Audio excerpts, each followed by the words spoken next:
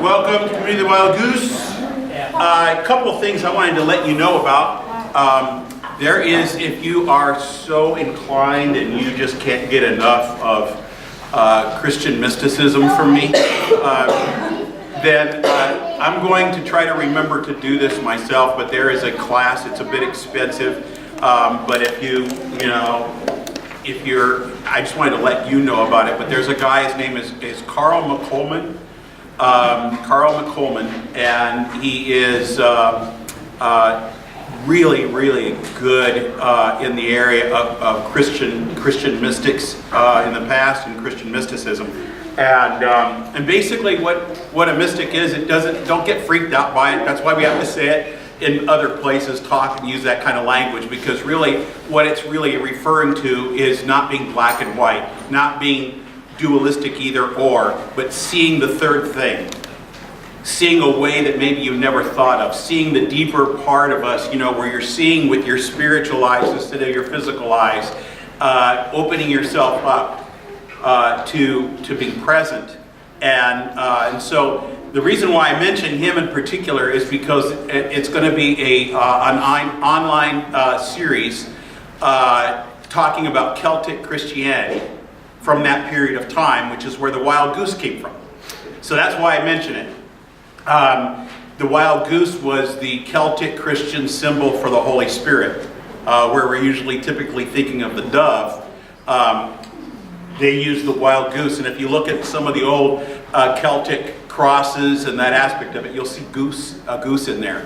And that aspect of it is that, we have the dove, the gentle descension of the dove on us, but then we have the life of the wild goose, the Holy Spirit, which is unpredictable and free and wild, untamed yet safe. Kind of like in Chronicles of Narnia, the lion, Aslan, where the little girl asks if he's safe.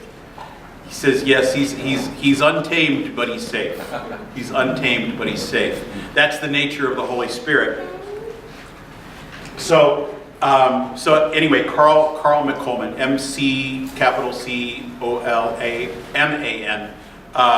And if I remember, maybe I'll post it on the community page on Facebook, a link to it. So anyway, but you can always look up stuff in Celtic Christianity, that aspect of it, in many different ways. It's about being still. It's the contemplative life of being still and paying attention. When we begin to pay attention, then we see God in many things. And I was just talking to a young man this morning in treatment, and he has been opening himself more and more to this idea of being present and paying attention. And Christian, most of his life, comes from a little bit of more of a charismatic background. Plays music. He's a musician, and he was playing piano. And he says, "I want to tell you something, Henry." And I love it when people feel safe to tell me these things, because it tells me I'm not as a fanatic as I used to be. That I'm actually safer than I used to be. And he says, I don't know if other people would understand me saying this. They might think I'm crazy. He says, but I was playing the piano, and he says, I've been paying attention more, and as I was playing and singing, there was this lady who I think she might have been a patient at Calvary at one time, and she has this really white hair and whatever, and I'm like, okay, that wasn't a vision, that was Dottie. Some of you who know who Dottie is, she was like one of the first patients ever at Calvary Healing Center, and so she's been in recovery like 50 years. And so it was Dottie in the reflection. And he says, yeah, but that's not, I know Dottie was real. He said, but what I saw was, as I was playing, she was standing there and she was listening to me. And if you know Dottie, you'll know that she is one of those followers of Jesus that is not, somebody could be playing heavy metal, and if it's coming from the heart and whatever, she'll see Jesus in it. She sees that aspect, and she said Dottie was standing back there, and she says she had a look on her face like, look at you go. That's beautiful. Look at you go. And he says, and all of a sudden, he says, I saw an image of Jesus in the reflection. And I saw Dottie, and I saw Jesus. And he says, is that weird? Is that weird? And I was like, well, yeah, but what does it mean to you? What does it mean to you? And I say, because if you run with that, if you went to a fundamentalist type of environment or church, you'd say, I saw Jesus in the face of Dottie, and you know, big deal. The real question is, what does it mean to you? What did it mean to you? He goes, oh, I hadn't thought about that. I said, so you're just going to leave it there? He goes, no, I guess I shouldn't. I said, so what does it mean to you? I said, let's just sit for a minute in it. What does it mean to you? He said, he likes my playing. He's proud of me. That I can see him in others. And he kept just talking and kept talking through this. And then all of a sudden, it wasn't about whether it was a true image of Jesus or not. It was that he saw Jesus in the most familiar. And that's what it means to be a mystic. That's what it means, is to see Christ in the familiar. And I think the great mystics of this life and of this world see Jesus in all people. It's the nuns that went across the street and dressed like the Muslim friends that they had across the path in Africa, because they had a religious holiday over there and they dressed like them and had a meal with them. And the Christian businessmen that were considering donating money were watching them going, wait a minute, what are you doing? Why are you guys doing that? I thought you believed in Jesus. And she says, yes, we believe in the Jesus that we see in them. We're going to have dinner with them. What a beautiful thing. It's the God in us, regardless. If we can't see Christ in others and we only see an image on the outside, then we're going to be black and white dualist thinkers, heaven, hell, good, evil, everything is either or. But when we're opened up to that Christ, as my friend John Lynch says, that Christ in me even on my worst day, that he didn't separate himself from me when I was jacking things up and when I was ruining my physical life, that he wasn't even departing from me then. If I can grab onto that idea that it's Christ in me even on my worst day and it brings me to tears instead of shame, then it will open my spiritual eyes to seeing Christ in others even on their worst day. Or Christ in others even on my worst day, because I needed to see it in somebody else to wake me up. That's what awakens us in the mystical life, to see that. Then all of a sudden we're walking together instead of seeing a black and white either or them or us. Richard Rohr says that that's the kind of love where power can really make a difference. That's the kind of love where power can make a difference. Power, he says that when you use power without love, it will lead to brutality and evil. Power without love will lead to brutality and evil. Man, we don't, if we made that part of our life, our religion, and our politics, think about it. Power without love will lead to brutality and evil. Love without power in helping others or doing something else is merely sentimentality and emotion. I think we have more sentimentality. We have a whole lot of sentimentality and emotion, and way too much brutality and evil in power, and nothing combined in the middle. We're afraid that if we somehow incorporate love into our power, that it will take away what we really want to see happen. Revenge, anger, jealousy, punishment. You know, I want to believe that God doesn't punish when it comes to me. I have a hard time believing that God doesn't punish when it comes to somebody else. But perfect love casts out all fear. Why? Because fear has to do with punishment. I'm either afraid that I'm going to get punished, that's living in the fear, or I'm afraid that somebody isn't going to get the punishment I think they deserve. So we become the morality cops on ourselves or on somebody else.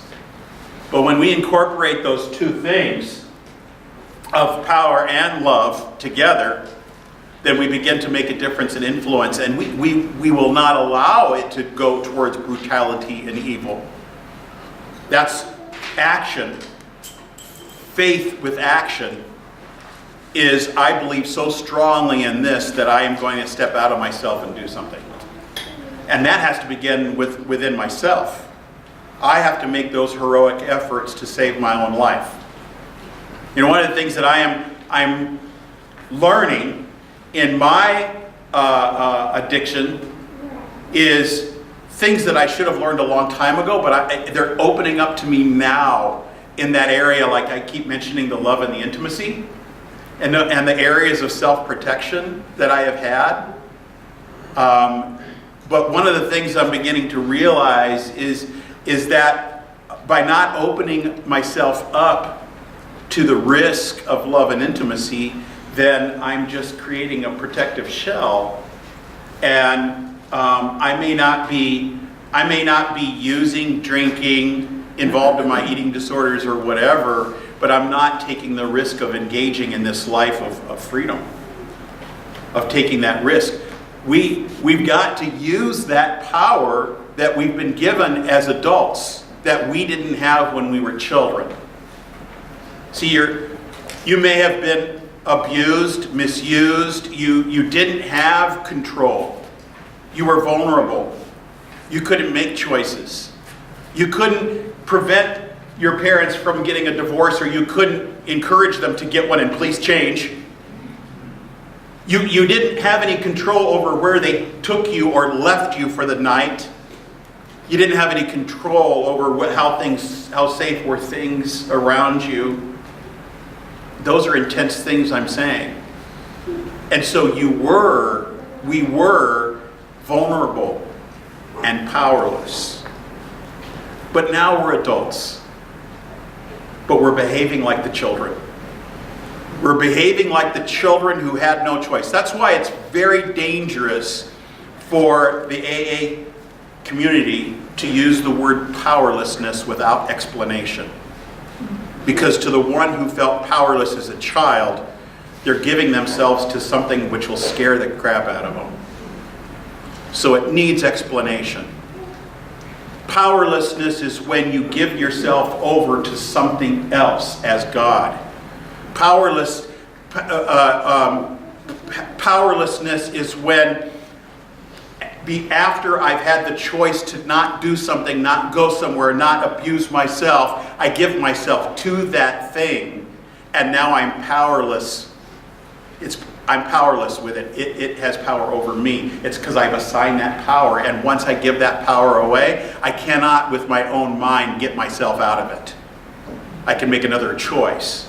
But prior to that decision to give myself over to something or someone or an ideology or whatever, the minute before I give myself over to that, I am not vulnerable. I am not a victim. I am no longer little Henry, who didn't have a choice, who was going to be left somewhere, who was going to have love withheld from them. No. I'm adult Henry, tapping into the fears of the child, but I'm not that child anymore, and I choose to do something different before I am powerless to something else.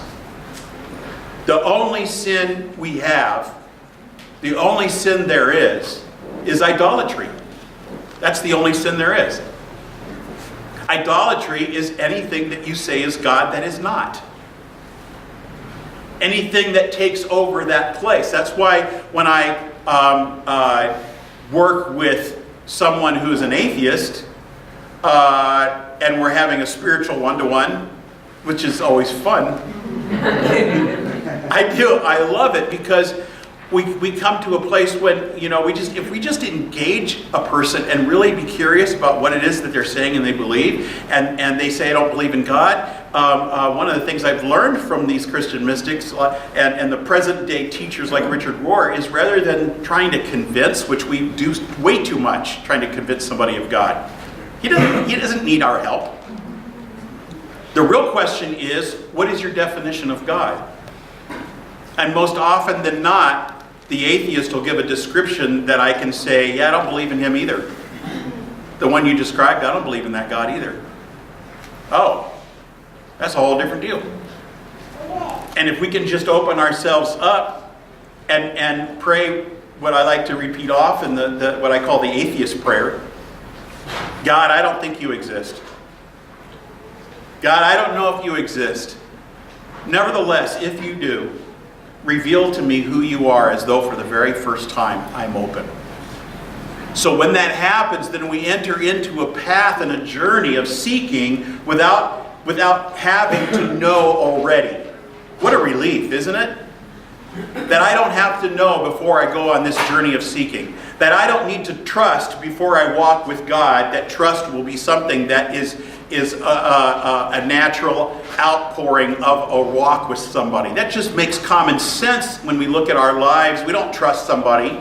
We don't meet somebody and meet them for the first time and go, you know what, man, I really like you. Here's the keys to my car. Why don't you take my wife out for a spin? I mean, nobody does that. I don't even think somebody does that when they do trust them, but that's a whole nother thing. At the beginning, you don't know somebody, you're not expected to trust. Why do we put that on people to do that with God? He said, follow me. He didn't say, trust me. He never said, trust me. He said, follow me. Trust. And then when you get to know the one that you're walking with, then you can hear him say, trust the Lord your God with all your heart and lean not on your own understanding, your soul, and I will direct your path. The path of uncertainty that only God knows.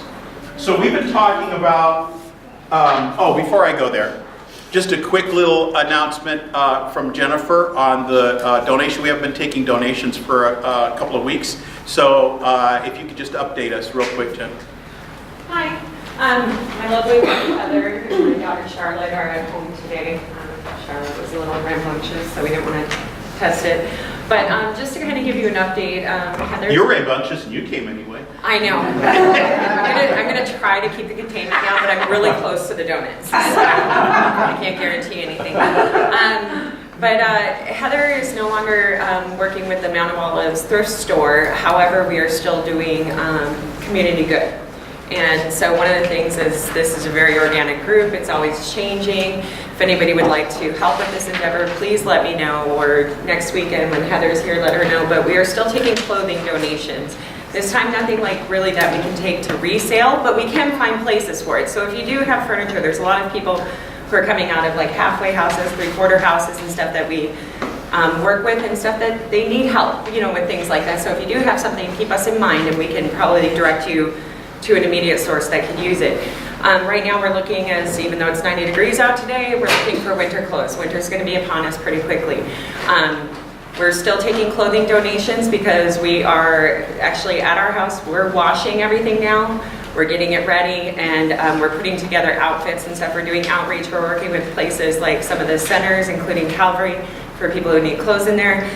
Shoes we need new socks, new underwear, bras, things like that, if you can. Anything is welcome, but we're really concentrating on more wintry stuff right now for coming up. And if you have organizations or people that you feel could benefit from some of these clothing and shoes donations, please let us know, because we'll make that happen too. So Thank you. I really appreciate it, and thank you for your time. Thank you guys. We always have to adapt because, when organizations are going to change, things are going to happen. That doesn't mean we have to stop reaching out and giving. We started out by taking hygiene stuff and clothing over to Vista Colina, which is a family shelter as a connection to Central Arizona Shelter Services. And so when, a person can make radical changes in their life, but that doesn't mean that they have access because they don't have clothes to interview in. They're also, just so you know, Cass has one of the best kept secrets in Phoenix when it comes to, how you're always looking for, what do I do about dental care? I don't have insurance, I don't have this, so-and-so doesn't take access, whatever. Cass has a dental clinic that I've watched them completely redo a person's mouth. I mean, not the mouth part, but the teeth part, and that's more of a surgeon in the Scottsdale area. They'll do that. But this person who spent a lot of their adult years with an addiction and the teeth were completely ruined and their voice sounded different. And how are you going to get a job? How are you going to get a job? And the dental clinic, which is, I mean, it's world class. There was this, just a quick story. One of the dentists that started it, his father died and left an enormous inheritance.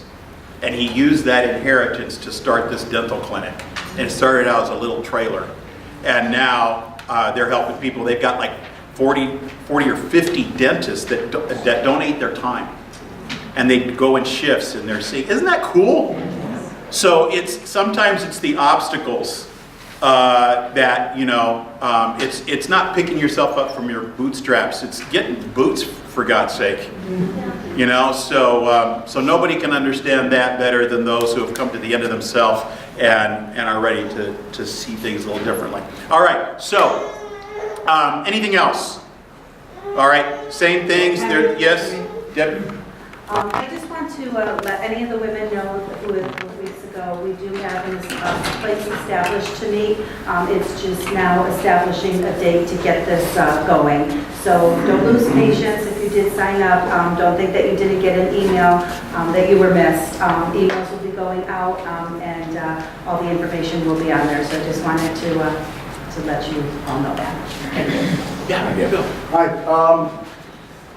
Well, I want to say thank you. Nice shirt. Oh, thank you.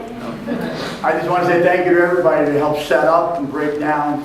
Everybody that's leaving money for the donuts and the coffee, we certainly appreciate it. We're self-sufficient in this community, and we take care of ourselves. I just wanted to thank everybody. Absolutely. Thank you, sir.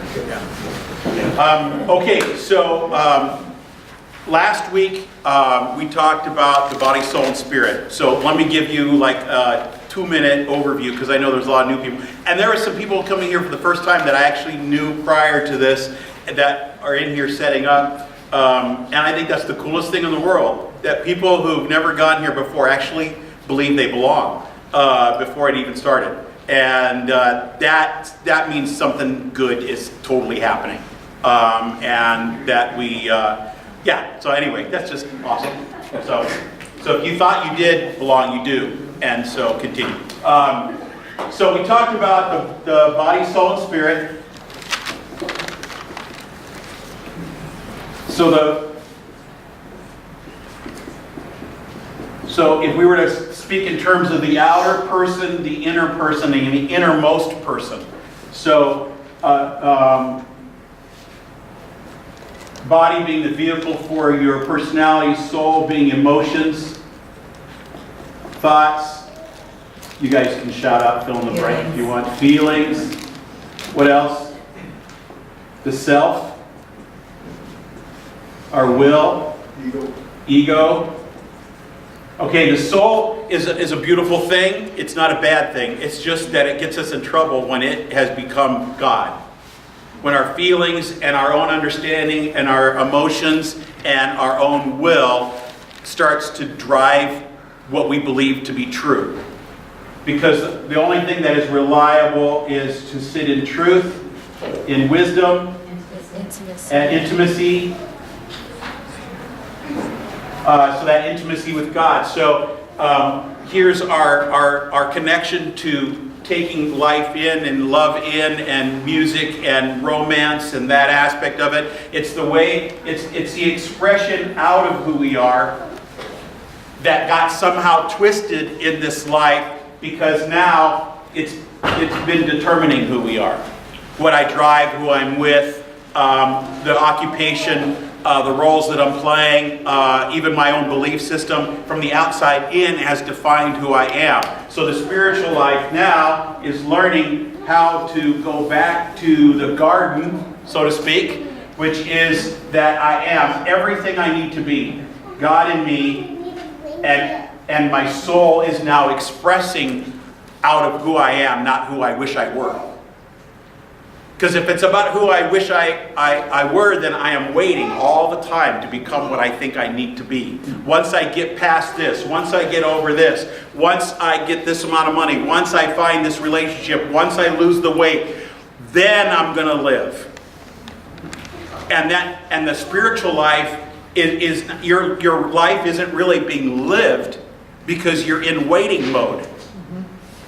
You're constantly waiting for change or that aspect of it. And so the myth is thinking that the things outside of me need to change in order for me to find wholeness from the inside out.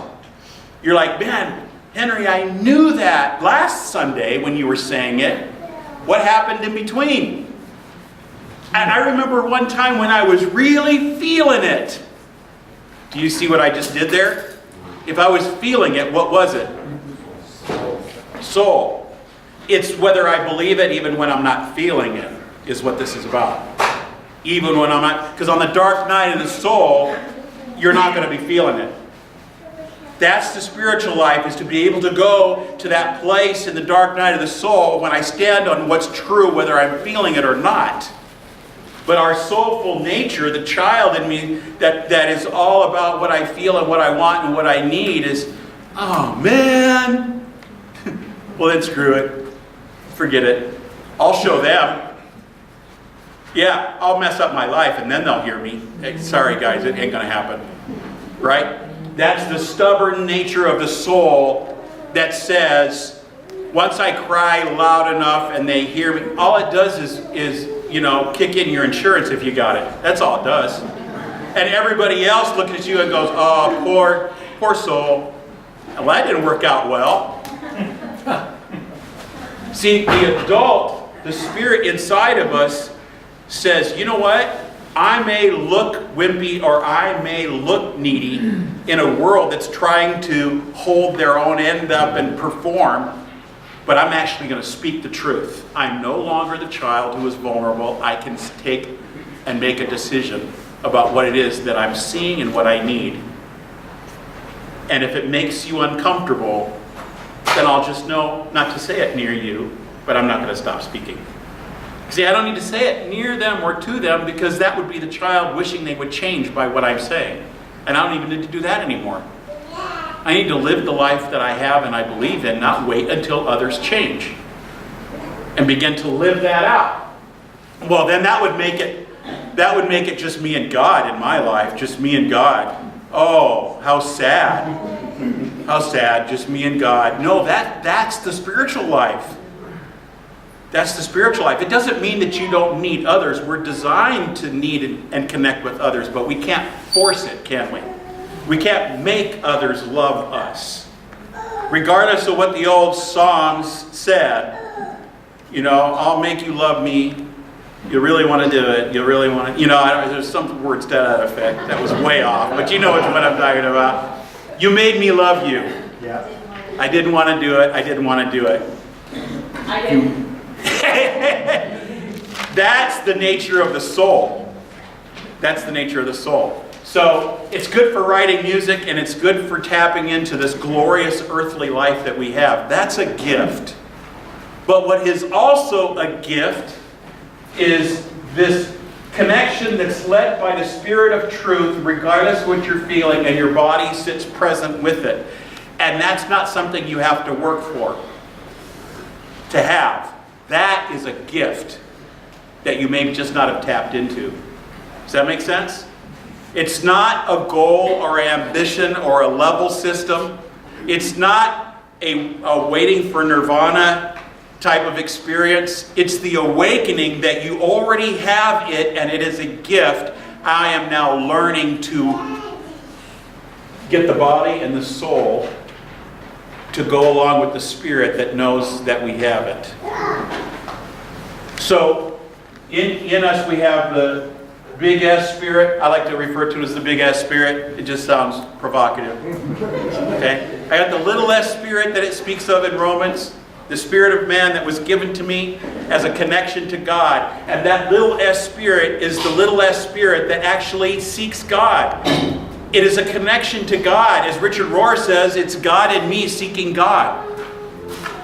That sounds almost heretical. right?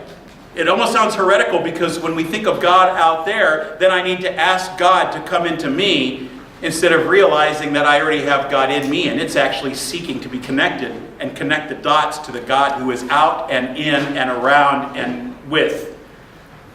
That kind of stuff gives me chills, even though I'm sweating on my forehead. You know? Which makes me feel fluish, by the way. But that's a whole other thing. So, it's weird to be cool and then hot. Anyway, so in that aspect of it, we can seek that spiritual life by being present. And so the things that we do physically to be present, prayer, meditation, whatever it is, an attitude of openness, right? I mean, the freedom experience, our body is doing one thing and our words are saying another. Oh no, yeah, I'm totally free. Yeah, no, I totally agree with everything you're saying, and we're gripping the side rails, right? Oh no, I'm free. Yeah, no, let go. No, I'm not gonna let go. I'll let go. Okay, one hand. Woohoo! As long as I know I have the option to retain this, and no, there is no freedom except for that release, and God's not going to pry your fingers loose. One little finger. He won't pry them loose. Failure will do it. Right? Getting knocked off the rails will do it. So we might as well have a willingness and find ourselves completely free and safe in that freedom. All right. So how do we do this? How do we do this? How do we erase this forward? Oh, there it is. You thought I meant something spiritual, right? How do we do this?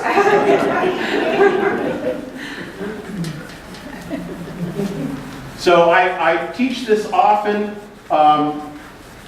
in other places and retreats and at Calvary, and we're going to now integrate it into here. I touched on it when we first started a year and a half ago, but if you look at the scripture that I gave you, 2 Peter, and it says grace and peace multiply, and we won't hit this completely today. We're going to touch on it and then continue this. So now you're committed. You have to come back. But we're also videotaping, so we'll have it on there. All right. So 2 Peter 1, 2 to 11 says, grace and peace be multiplied to you.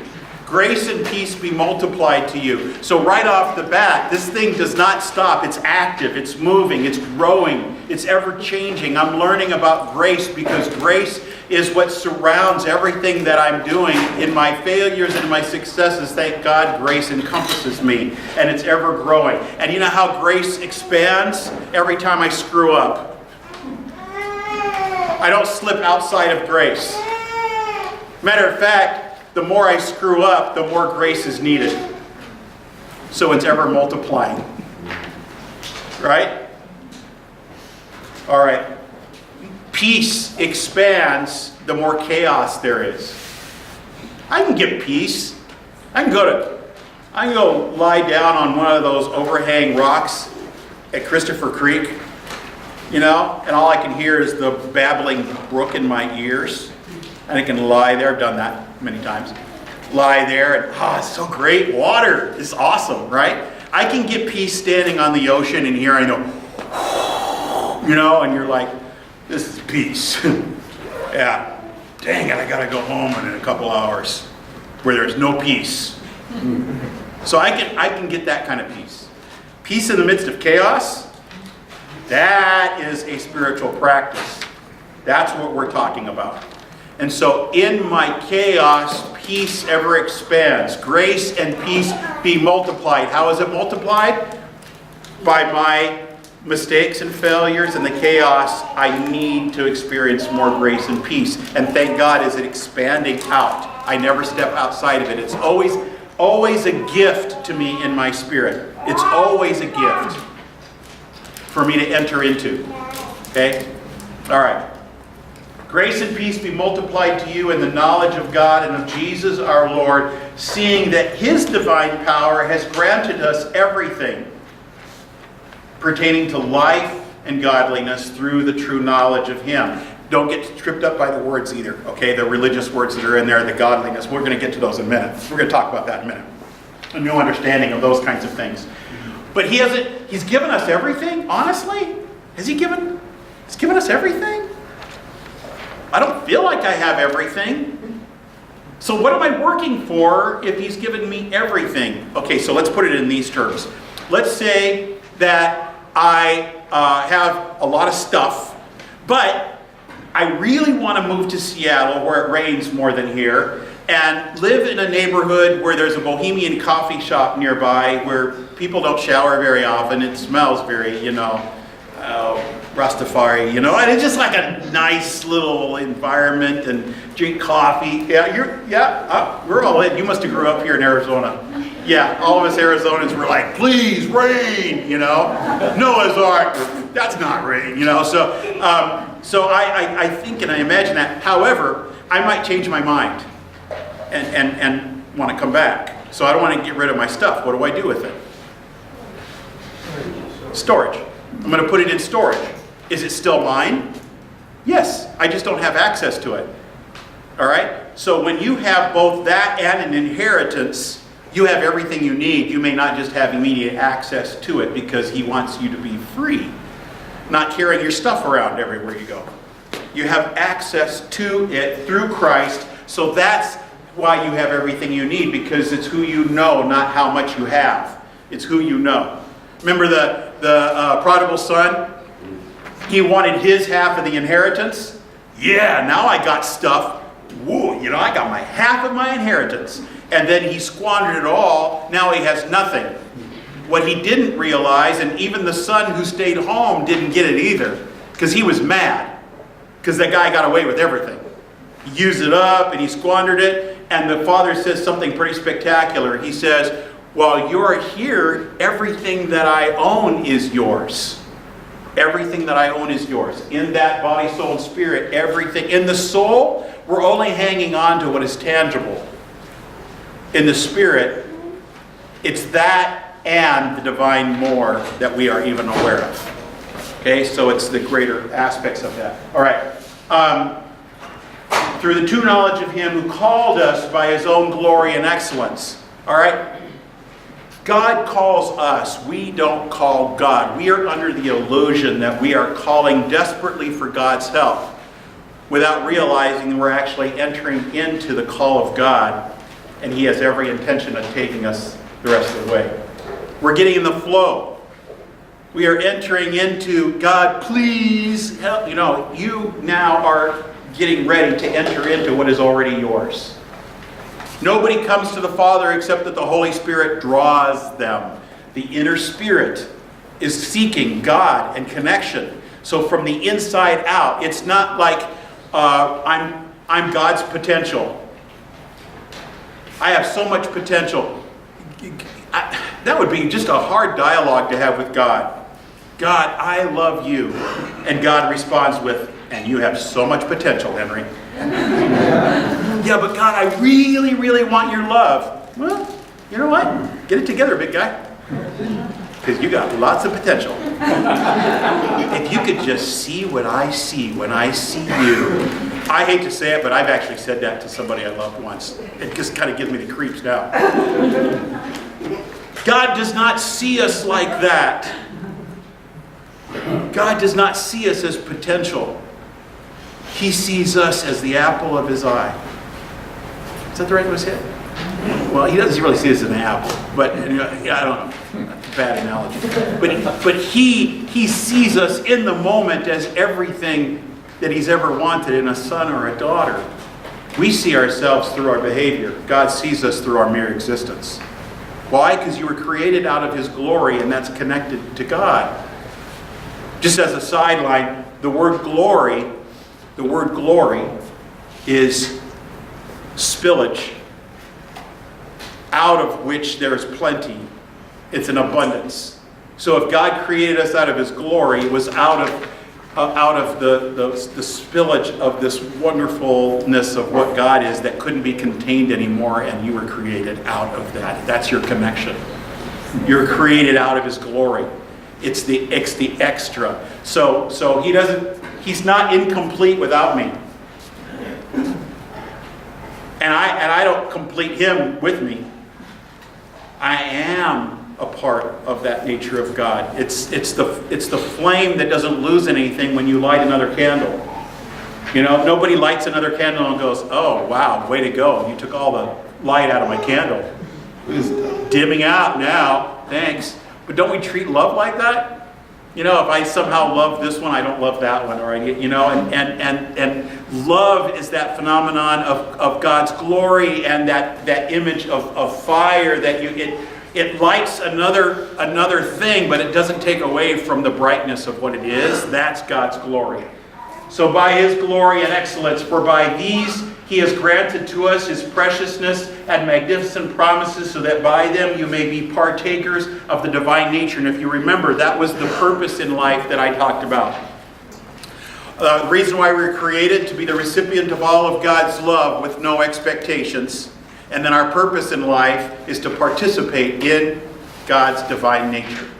Participating in God's divine nature.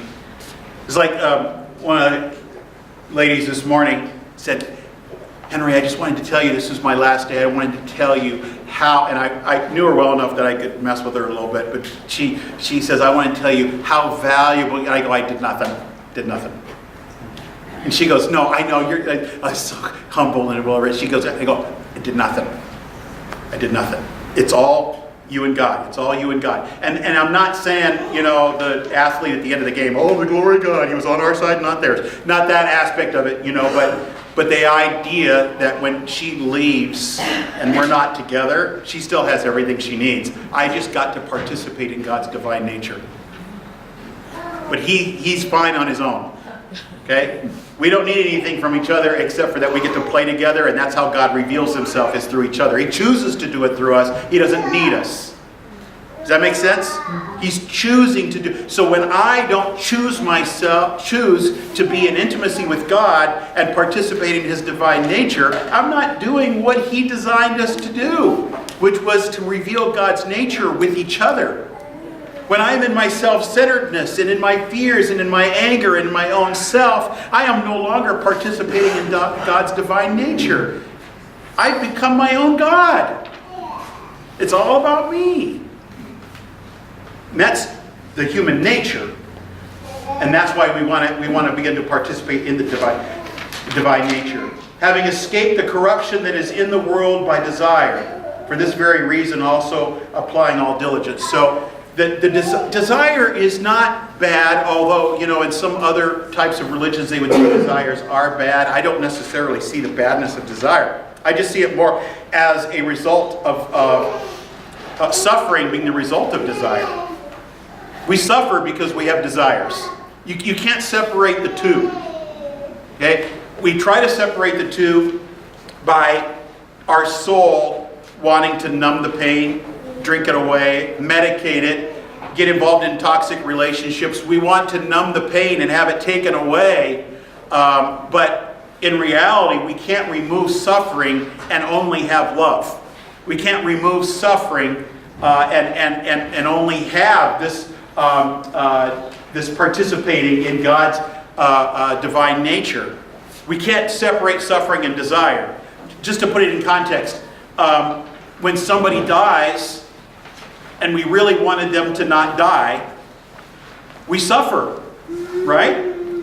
It's because we desired them to stay. If we didn't have desire for them to stay here, we wouldn't suffer. So that's what I mean by suffering and desire go together. So we don't have to numb it away. We have to experience both. We have to experience it through. How do we do that, though? Because it's a whole different way and style of me living. I've never gone this direction before. I'm Star Trekking it now, okay? And I've never even seen an episode of Star Trek. But rumor has it that they go to places they've never gone before. All right? And there's music playing in the background and everything, okay? So I'm going a direction I've never gone before. And every direction that we go that we've never gone before takes this first one, which is faith. Now I want to change the definition for you, and you guys have heard this. Some of you have heard this many times, and you're going to hear it many times more until we get this so emblazoned in this. Okay? The definition of faith is not a lack of doubt or a lack of fear. We were told oftentimes that if we doubted less, then we would have faith. Don't question God, don't doubt. If that were true, then we're really in trouble. Because you know who the most famous doubter in the Bible is? You'd think it's Jesus. Do you remember the scripture that says, my God, why have you forsaken me? What? The same dude said, I will never leave you or forsake you. Oh, that's the human nature of us, is to feel like just because I'm not experiencing it, it must be gone.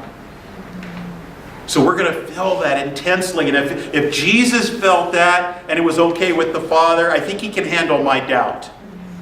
So faith is not, and by the way, the whole mustard seed thing, and it says, if you have the faith of a mustard seed, you can move a mountain. And we're like, yes! Yes! Okay? I have yet to see a mountain move. What that tells me is nobody freaking has even this mustard seed faith. So I don't know what we're bragging and excited about. I think the intention of those scriptures to say is that it's not about how much faith you have when it comes to doubt. It's the action that you take in the midst of your doubt, in the midst of your fear. Okay, so here's the definition.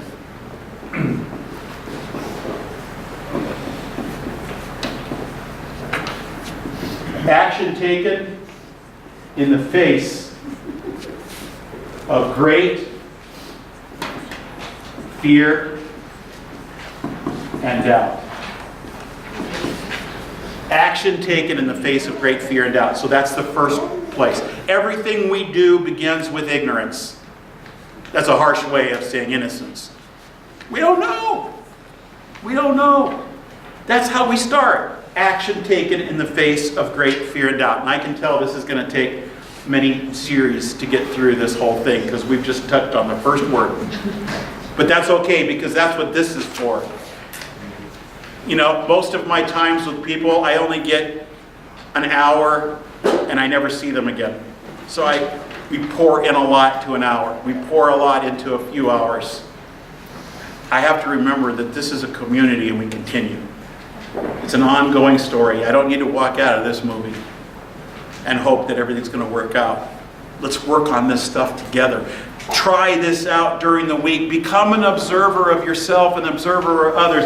Recognize it. Don't be threatened or disappointed in yourself when you doubt.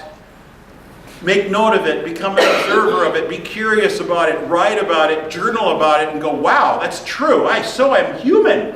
Huh. Wow.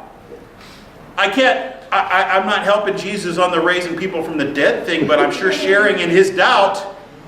Wow, I got something in common. Okay? So we're going to take this week and think about that aspect of faith. And faith is even scarier than you thought, because it's not a feeling of not doubting. It is action taken in the face of great fear and doubt. So here's the image. Indiana Jones. Indiana Jones in one of the sequels, I'm not sure which one it is, but he has a message from his father, and his father says, take the leap of faith. So as he's hiking, I just hiked back here. He wasn't hiking, he was freaking running through the mountains. Okay, so he went on a hike really fast, and he's running from these guys from behind, and then he comes to a huge canyon and a cliff. And he does one of those things and he stops. Our human nature is to say, okay, I have a choice on how I want to die. Either let them catch me or jump off the cliff. Okay, that's the dualistic thinking. That's that either or mindset. That's not the mind of a mystic. Okay?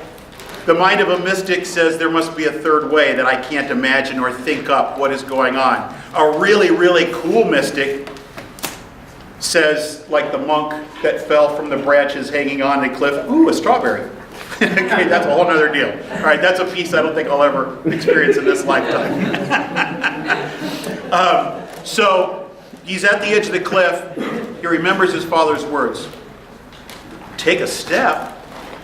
Okay, in his perception, death is imminent. Well, he goes in the movie, he takes a step, and then the camera pans to the side, and you see a bridge. He's standing on a bridge. To the Christian mystic, the miracle isn't that the bridge appeared out of nothing like a healing service, okay, where the person all of a sudden got a leg who didn't have one or that kind of thing. In this image, it's the perception change because it didn't look like there was a bridge, but the bridge that was camouflaged by the wall on the other side, he couldn't see until he took a step. So it wasn't that the bridge appeared, it was that he took the step, and then what was invisible became visible once he took a step. Action taken in the face of great fear and doubt. Should I stay or should I go? Should I call or should I what? Should I move? Should I do this? What, like this? When we begin to take steps of faith in the face of great fear and doubt, that's where strength begins to accumulate. Because now I trust that what I see in the present isn't what I'm going to see once I move forward in my perception. Believing in God is not what it's all about. It's seeking God and moving forward even in your disbelief. It's moving forward one step at a time. Action taken in the face of great fear and doubt. On my whiteboard at home, I had for a long time because I have trouble taking the first step of anything. I think that's human nature, but I really am bad at it. Showing up. Okay, this is nothing to me. I can stand and speak forever and feel like I'm having a lovely, intimate relationship with the world, when in reality I'm actually isolating if I'm not careful. Because I'm up in front and I'm in control and I can go away. It's mingling that scares me. It's blending in that is scary. It's not making a scene that's scary. It's not using my humor that's scary. It's not grabbing onto what I'm familiar with in the rails on the side that is scary. So my spiritual life is giving myself. People think that I'm way out there and really want to meet with everybody because, no, actually sometimes I introvert. And so I give off the wrong impression on what I'm good at, what scares me in that aspect of it. Okay? For a long time, the answer to everything was no first, and maybe second, and forget about it third. Maybe it'll go away. Can anybody relate to that? Yeah, let me get back to you on that. Yeah, let me check my schedule. Holy crap, am I going to do this? Am I going to do this? It's just lunch. Yeah, but I know. But there might be expectations that come with it, like showing up. You're not alone. We're not alone in this. Okay? On my whiteboard, I put a picture, black and white picture of Indiana Jones with his hat like this and his whip like that.